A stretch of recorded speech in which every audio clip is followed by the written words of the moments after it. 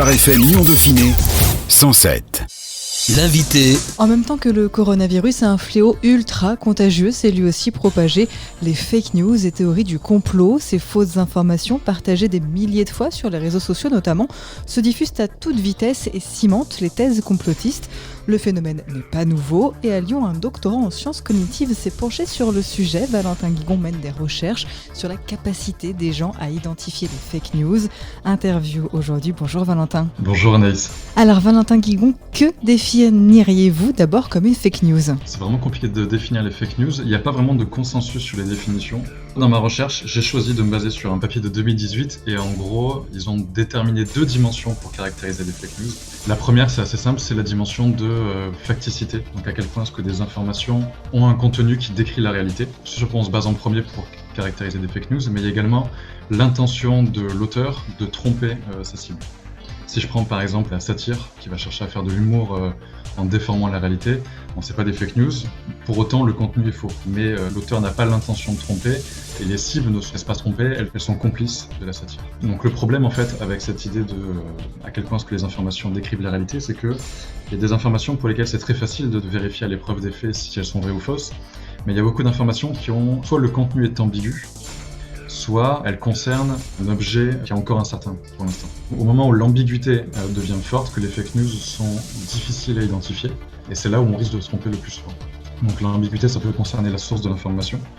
Quand on n'est pas très sûr sur, par exemple, les intentions de la source, on n'est pas très sûr de sa fiabilité ou de contenu. Lorsque le contenu est difficile, si je prends par exemple comme information le changement climatique va empirer en 2050, comme ça a l'air vrai. Mais le fait que ça ait l'air vrai, ça dépend de ce que nous, on sait ou pense savoir sur le changement climatique. Mais si jamais on essaie de préciser l'information, le changement climatique va empirer, mais empirer par rapport à quoi ? Comment est-ce qu'on va quantifier à quel point est-ce qu'il va empirer ? Est-ce que ça concerne tous les continents ? Est-ce qu'il y a des subtilités ? Et c'est là en fait où l'information est incertaine, parce qu'elle n'est pas suffisamment précise, et dans ce cas-là, c'est dur de déterminer si elle est vraie ou fausse. Il faut la préciser. Et sinon, quand l'information est ambiguë, peut-être de manière intentionnelle, là aussi, c'est difficile de la vérifier et donc c'est difficile de trancher si elle est vraie ou fausse. Le caractère fake de la fake news, donc ça dépend un peu du contenu de l'information.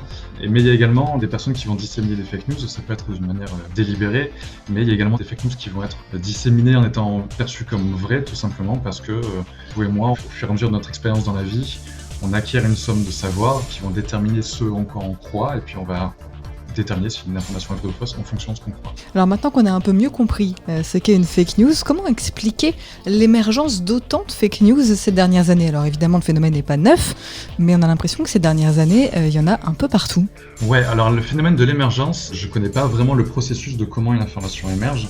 Mais ce que j'ai pu trouver au fur et à mesure de mes recherches, c'est que le phénomène n'est pas nouveau. Je me rappelle par exemple je crois que c'est Orson Welles qui avait diffusé sur la BBC, une histoire qui était la guerre des mondes et qui finalement s'est retrouvée comme étant une information qui a été disséminée, comme les gens pensaient qu'il y avait vraiment une invasion extraterrestre. Mais il y a également les questions de la propagande en temps de guerre. Je sais qu'il y a des libraires qui sont posés sur la question qu'est-ce qu'on fait ?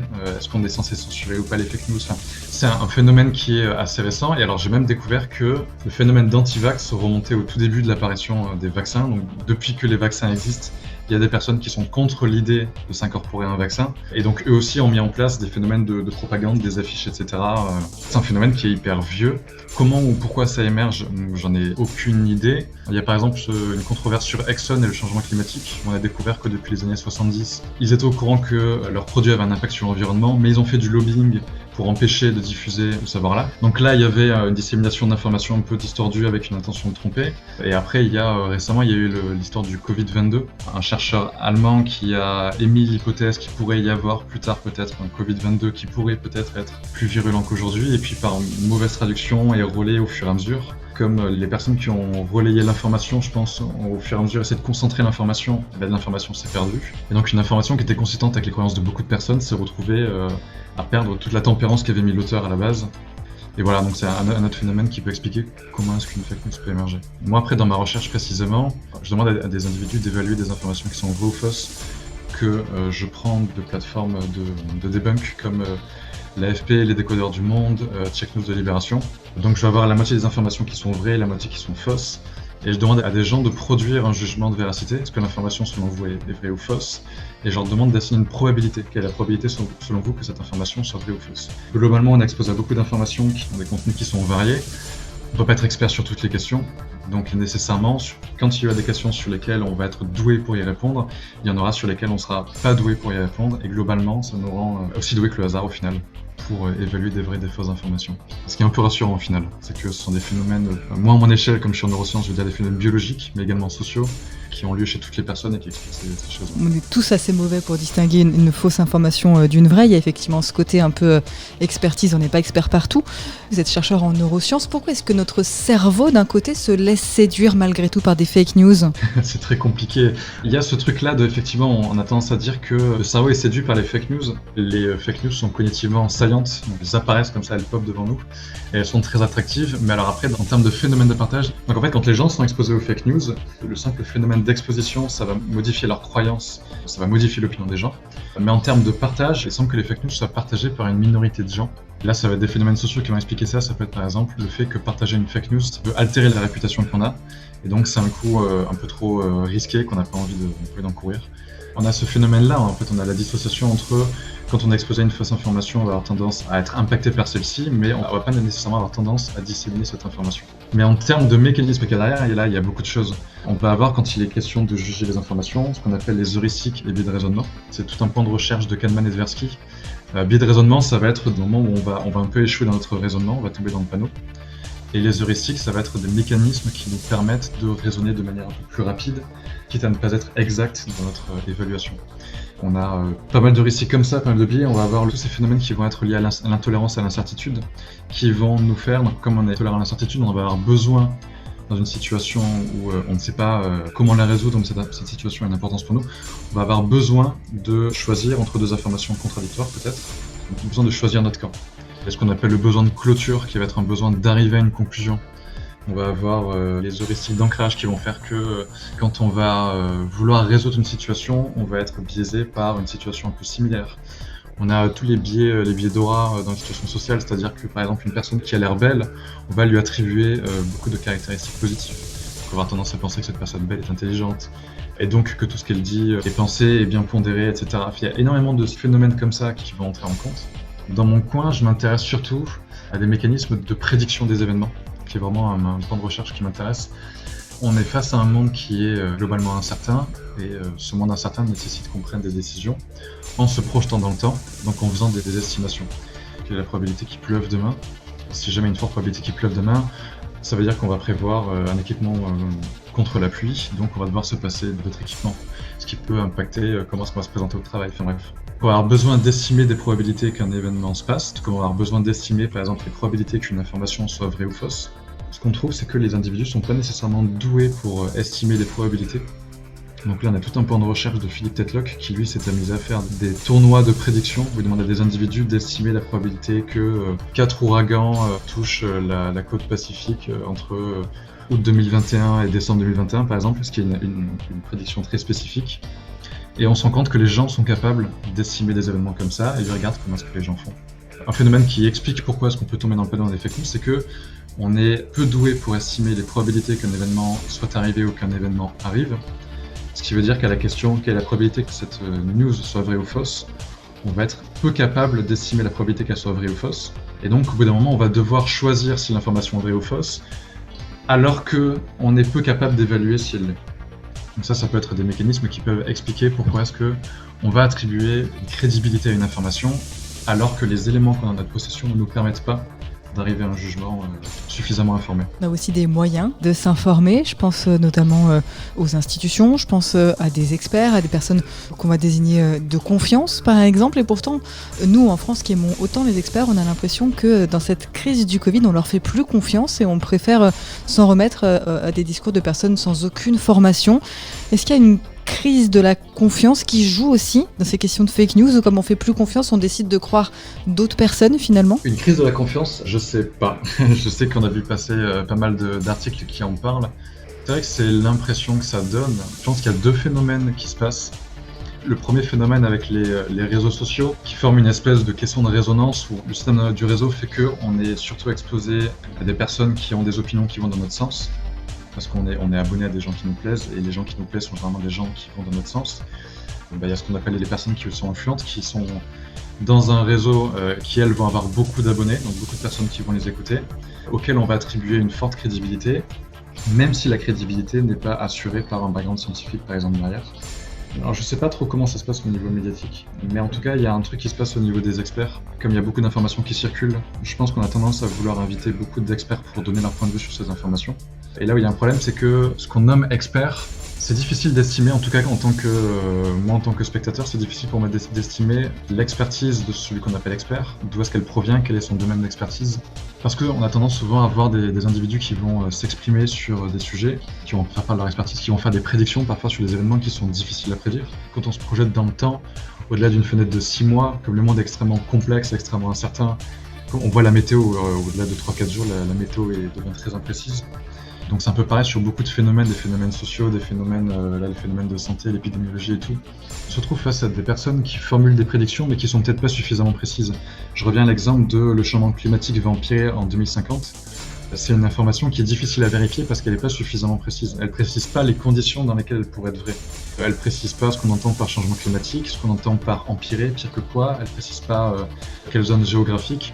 Tout ça, ce sont des choses qu'on a besoin de préciser, déjà pour avoir un contenu qui est vraiment informatif, qui décrit potentiellement vraiment le réel, mais aussi pour qu'on puisse le confronter au réel, aux faits. On se retrouve face à des prédictions qui sont floues, qui sont souvent intrestables parce qu'elles ne sont pas suffisamment spécifiques. Elles sont très ambiguës, très incertaines, donc c'est difficile de trancher si elles sont vraies ou si elles sont fausses. C'est dur de tenir responsables les experts de leurs prédictions, parce que c'est dur de les vérifier, et parce qu'il y a toujours moyen de se rattraper lorsque la prédiction ne se vérifie pas. Qu'est-ce qui permet de voir qu'elle ne se vérifie pas ? Dans ce cas-là, il faudrait un système d'experts auquel on peut assigner un degré de crédibilité qui soit quantifiable, qui soit vérifiable, et tenir responsable des prédictions ratées. Et du coup, peut-être que ça élimine un peu du jeu de quand on voit un expert à la télé de pouvoir s'amuser à lui assigner une crédibilité, mais dans l'idéal, il faudrait arriver à pouvoir assigner un degré de crédibilité à un expert par rapport à un autre peut-être. Et ça, c'est un point sur lequel se rejoignent plusieurs chercheurs qui s'intéressent aux probabilités. Quels sont nos biais dans l'estimation des probabilités, ou toute la recherche de Ted Locke sur comment est-ce qu'on formule un jugement. Pour faire une prédiction, il faudrait que l'énoncé soit vérifiable, il faudrait l'opérationnaliser, il faudrait les chiffres, il faudrait le préciser. Et puis ce qu'on a tendance à oublier, c'est qu'une prédiction qui prend pas de risque dans ce qu'elle décrit, une prédiction qui précise pas suffisamment ce qu'elle veut, quelque part elle est peu risquée parce qu'il y a moins de chances que les faits la falsifient. Mais une prédiction qui prend pas de risque, souvent elle décrit pas grand chose sur le monde, et si elle décrit pas grand chose sur le monde, dans ce cas-là elle ne sert pas à grand chose, ça sert à rien de la prendre en compte. C'est un peu du bruit d'enfant. On en arrive à une question délicate maintenant qu'on a bien compris que finalement tout le monde peut plus ou moins se laisser séduire par une fake news, qu'on n'est pas très doué pour se définir ou en tout cas deviner ce qui est vrai ou faux, que c'est un peu finalement du hasard. Comment est-ce qu'on peut limiter la propagation de ces fausses informations ? Comment est-ce qu'on peut inciter les personnes à remettre en question les fake news, étant donné que tout le monde peut croire un petit peu à tout et n'importe quoi ? Ouais, ce qui est inhérent à l'être humain, c'est qu'il est complexe, il n'est pas si rationnel que ce qu'on pense, en tout cas il n'est pas strictement rationnel. Et il y a par exemple Gordon Pennycook et David Rand qui ont mené plusieurs expérimentations sur, par exemple dans les réseaux sociaux, comment faire pour faire en sorte que les individus soient plus à même d'évaluer les vraies et les fausses informations. Ce qu'ils ont fait, c'est qu'ils ont par exemple signalé par une pastille rouge des informations dont on n'était pas trop sûr de leur véracité. Pour signaler, faites attention à cette information, elle est ambiguë, on ne sait pas trop quoi en penser, et c'est un signalement qui avait pour intention de diminuer la croyance des individus en cette information-là. Et cette pastille a eu l'effet escompté, donc les gens ont moins fait confiance à ces informations-là. Mais l'effet contraire qu'on peut trouver à ça, c'est que les informations qui n'avaient pas cette pastille-là étaient du coup jugées comme étant vraies.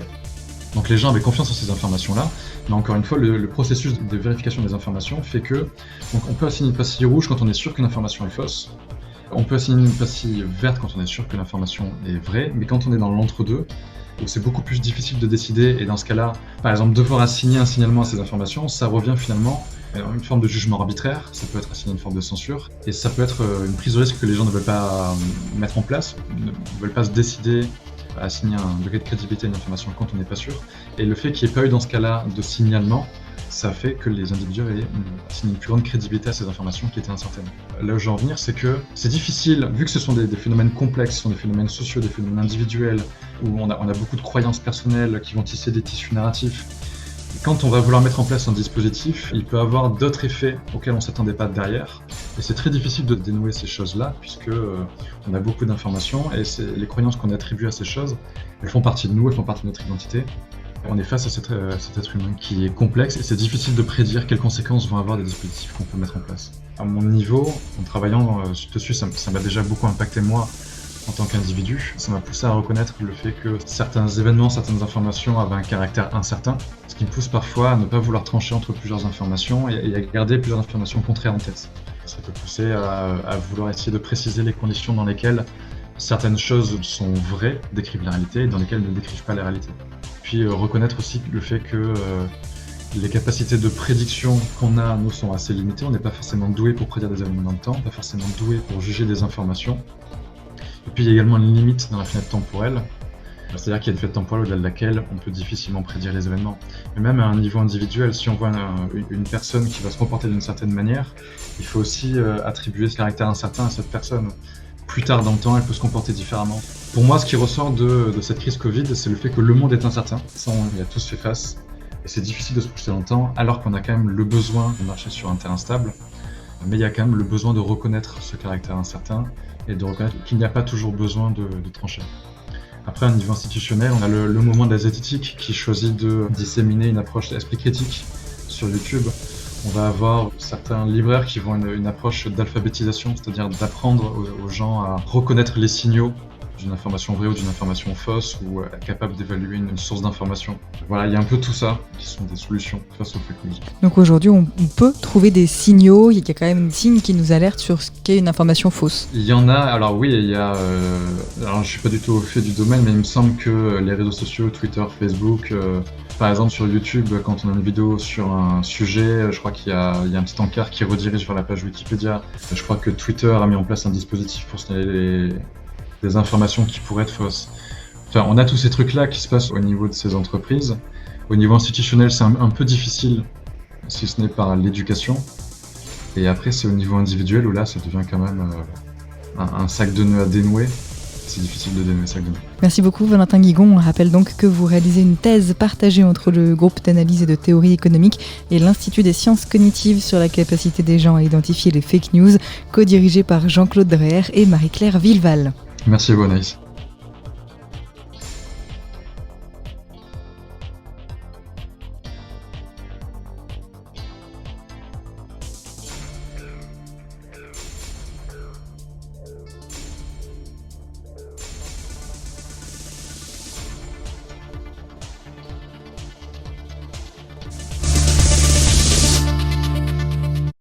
Phare FM Lyon Dauphiné 107.